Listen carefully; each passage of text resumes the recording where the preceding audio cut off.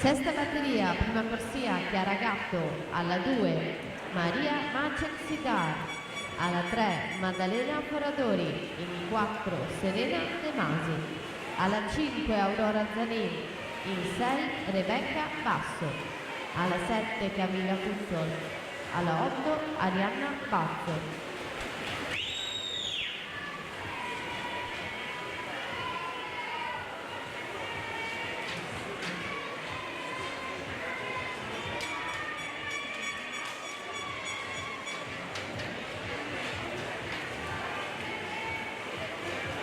La prossima è la sesta, quindi prima delle teste di serie, quinta e quart'ultima in archivio con Valentina Badioli, corsia 5, 1-1-0-0.